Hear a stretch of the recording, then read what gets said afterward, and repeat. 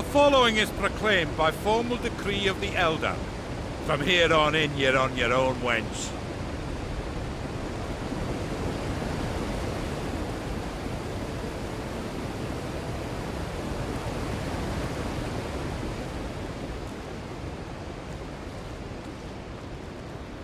What is this place? Blackbrook Vale. Quite lovely. Aye, and damned dangerous. Keep your arms at the ready.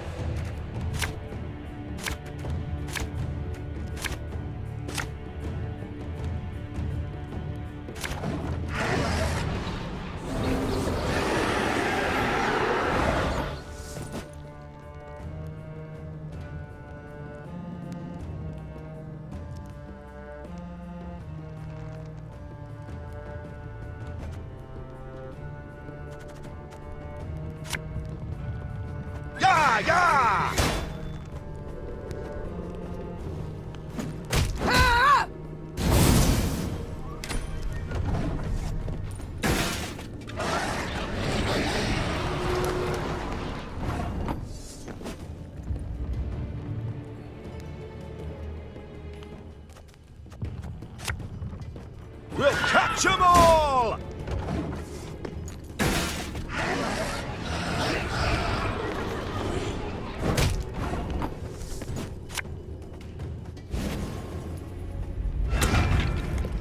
This harvest, we'll be reaping black clad heads.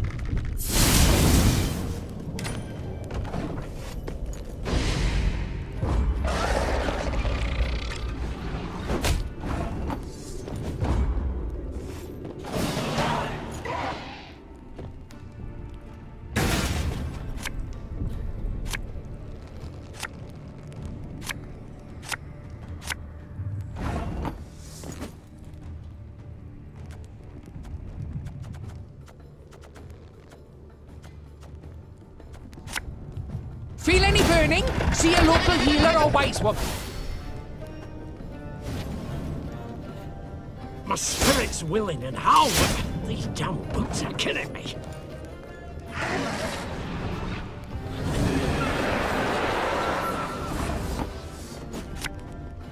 Catch!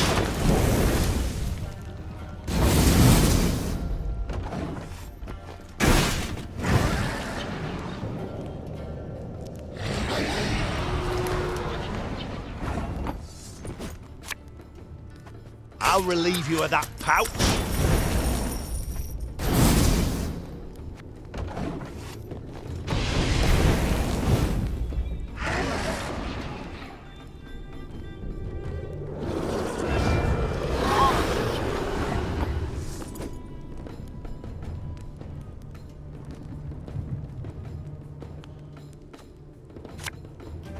The chase is on!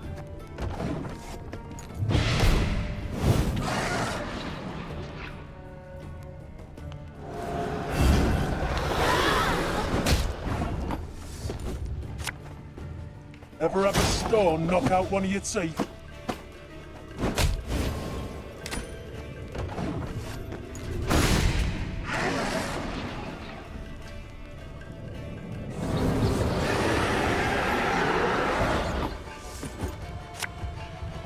One boat I need.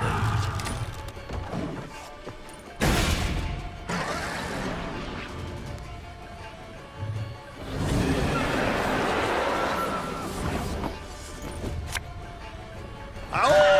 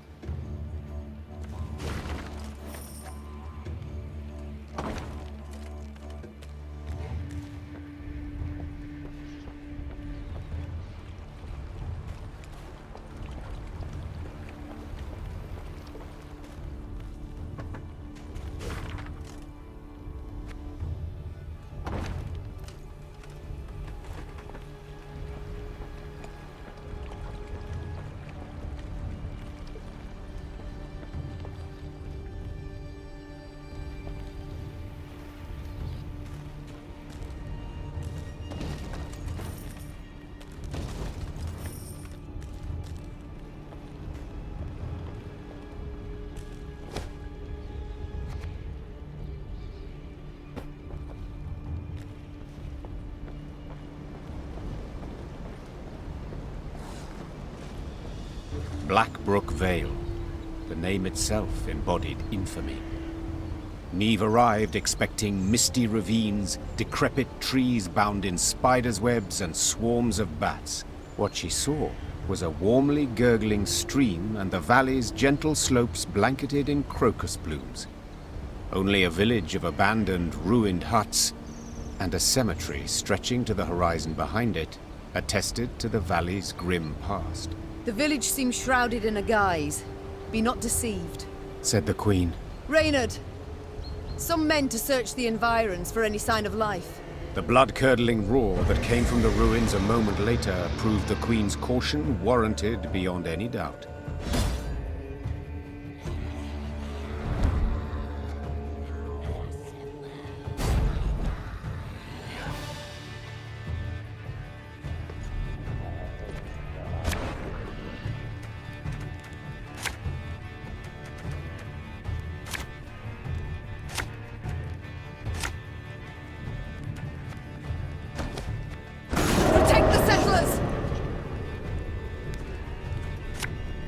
You mad?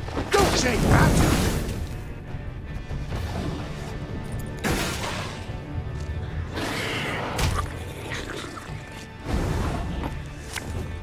This could hurt.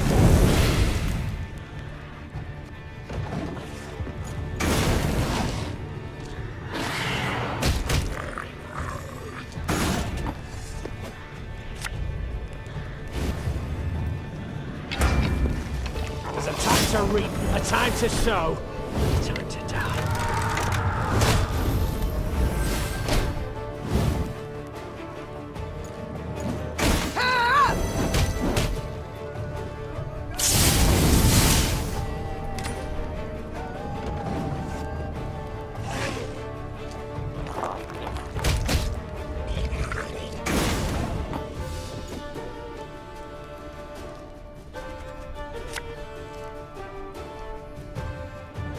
The chase is on!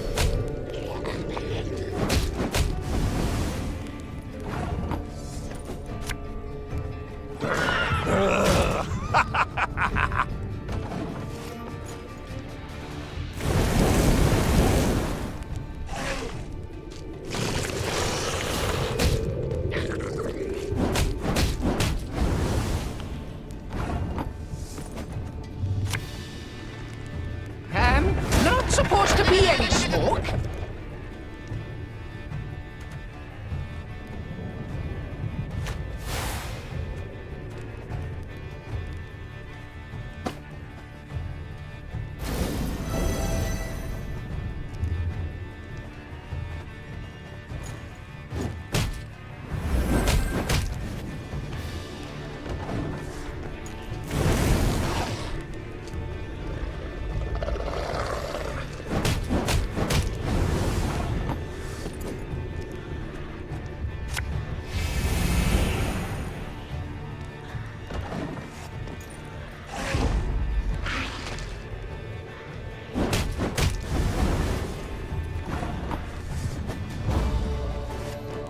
Likely the last, that one.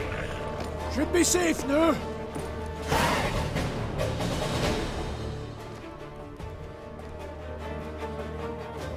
Following the victory, the settlers' hopes seemed renewed. Could the beasts they felled have killed the previous lot of colonists? Perhaps the curse that had long hung over Blackbrook Vale was at last broken.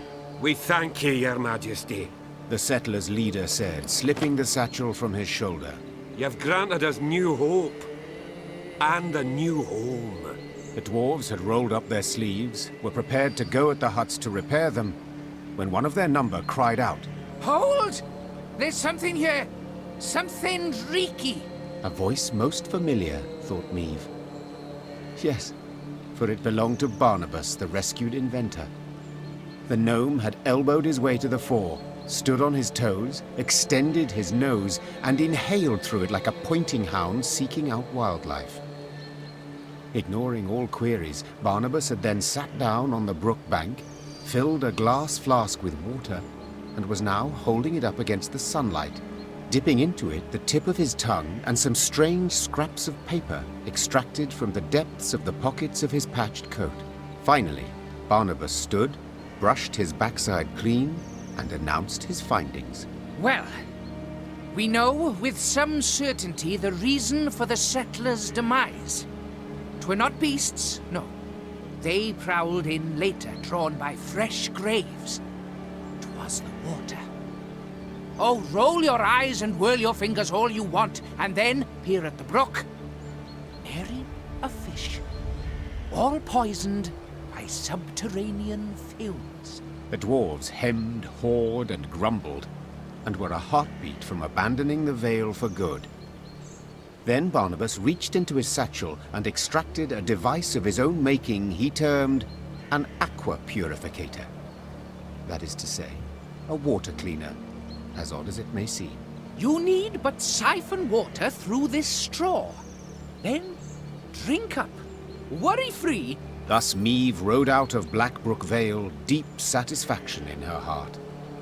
The dwarves extolled her for being bold, shrewd, and wise, while Gabor ensured this praise would likewise reach the meaty ears of Elder Hoog. We're the dwarves of Mount Cadman. Hoo-hoo-ha, hoo-hoo-ha. And 2 hammers is our sign, is our sign.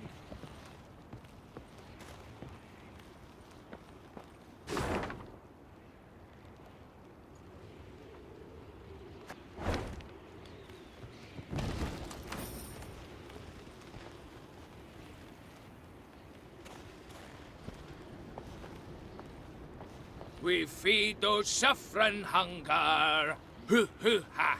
Hoo-hoo-ha. What a fool we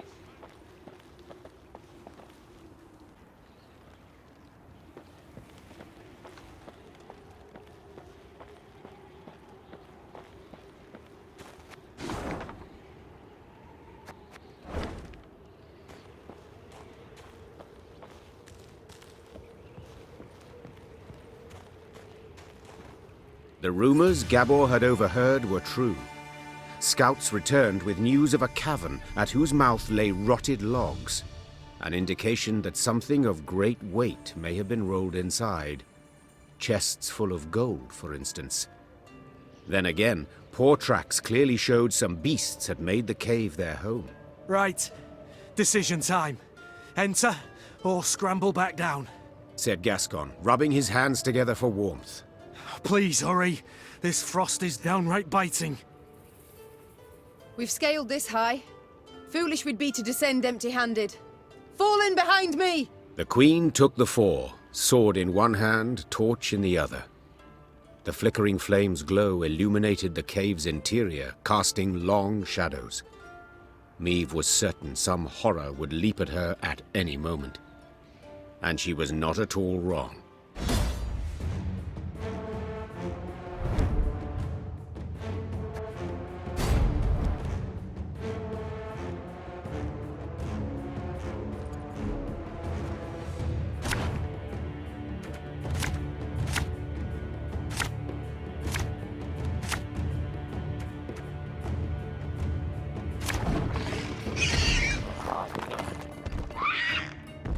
Follow me! Together now! Anyone here struggle with strong reservations when entering monster-infested pits? Asking for a friend. This could hurt.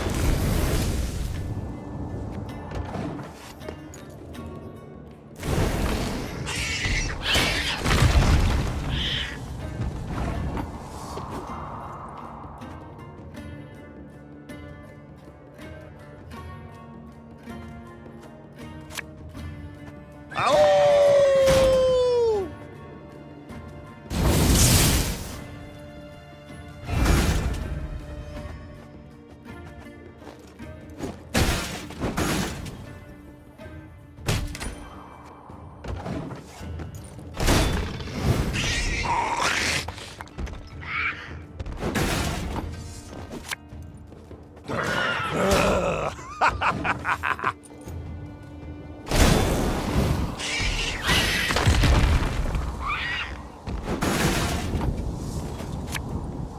yeah!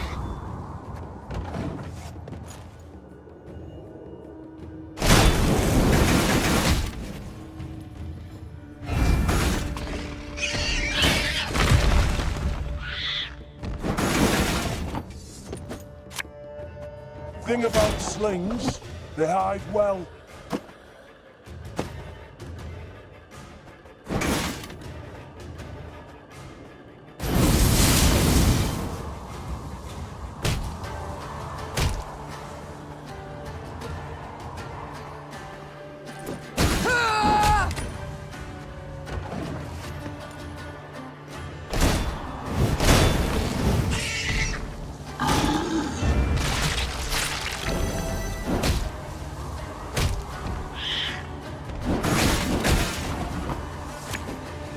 We'll catch 'em all!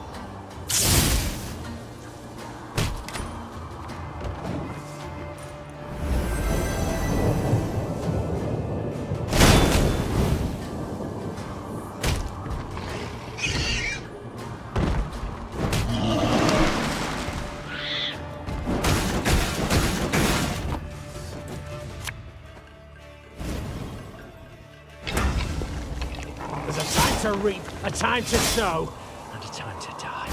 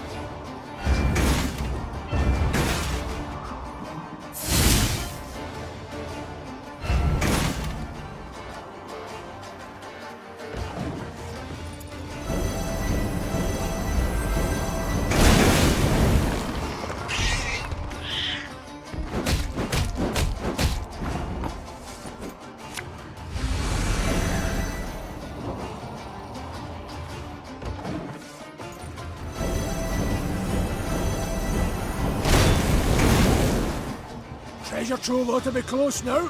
Come on.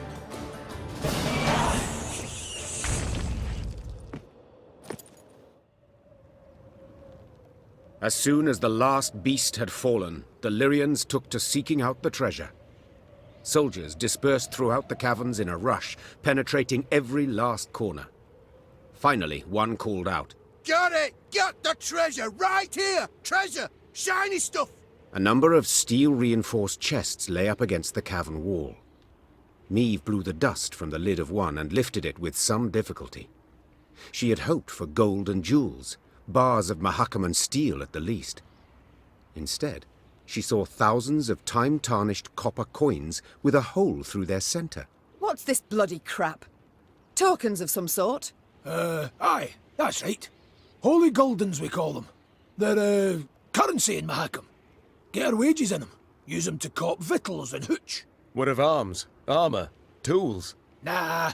Oh, that's given to us. Clan provides it. Is that what you need? Weapons? Oh, feel the Egypt now. Brought you here for no reason. Yet these tokens, they can be exchanged for other coin, can they not? Temerian orans or Novigrad crowns? Aye. Doable in theory.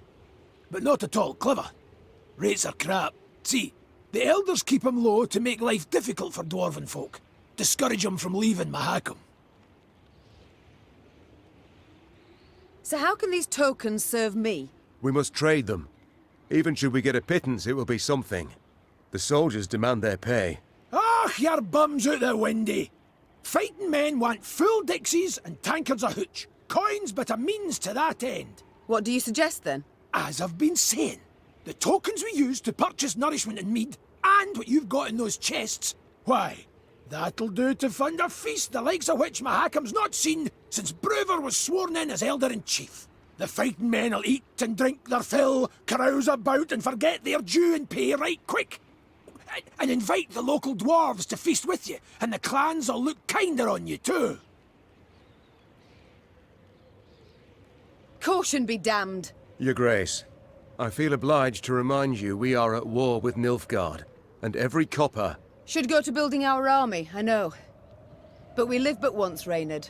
Sir Gabor, take the tokens, and arrange me a feast so grand that Ebdahi himself shall hear us revel. As Meave's force could not possibly fit in a tavern, the feast was laid out in a storehouse. Crates arranged in rows served as tables and benches, while the windows were festooned with lion's foot and pasqueflower. Great barrels of mead, cognac, and vodka were rolled in, and when the soldiers saw this, they broke out in cheers and laughter that lasted till dawn. Pour us another round, you lovable Lyrian bastards! For he's a jolly good a jolly good dwarf. There was food and drink enough for the dwarves of the pass, who, with Meave's men, raised tankards in hand and voices in song the night through. To see them sharing tales and playing cards, one would not believe that anywhere down the mountains, through woods and across plains, humans and dwarves might, for the softest slight, leap at each other, murder in their eyes.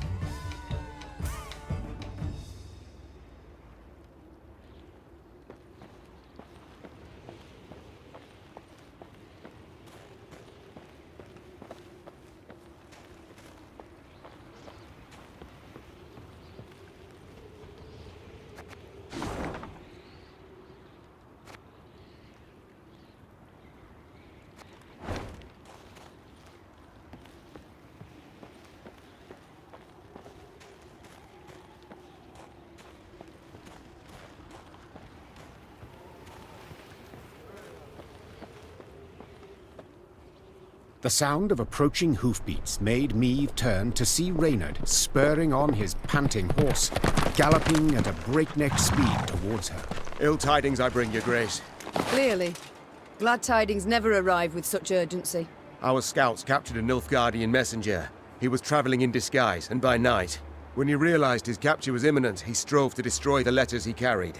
We were able to salvage some, in parts. Anything of interest? Yes, there is, I fear. Your Majesty, you must listen. Consider your offer accepted. Direct Meave and her force to the agreed site. We await their arrival. Your reward shall be as agreed. Hail Keritsa. A traitor. We might have expected as much. Nilfgaard has shown amply that it abides only by the rules it sets. Since they have not proved able to defeat me in the field, in open battle, they seek other means. I suppose the scroll bears no name. It does not, Your Grace. Have we any other leads or clues? None, I fear, Your Majesty. We must be alert. Keep a keen eye on events as they unfold, and exercise great caution in forging new acquaintances. Very well. Eyes wide open, all senses attuned. Yours in particular, Reynard. Of course, my liege.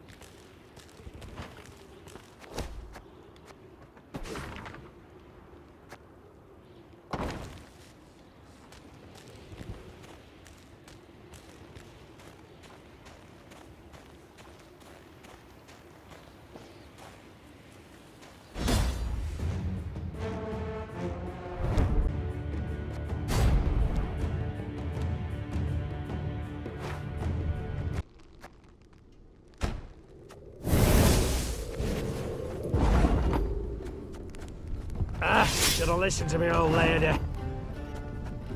This harvest, we'll be reaping black-clad heads.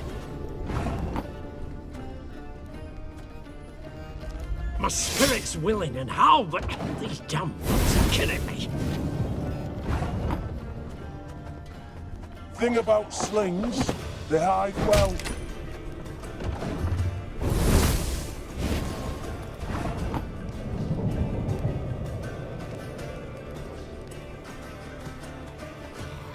There's a time to reap, a time to sow, and a time to die.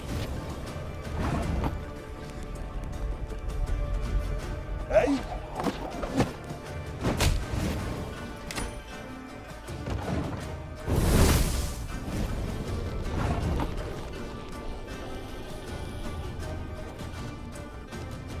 Aye.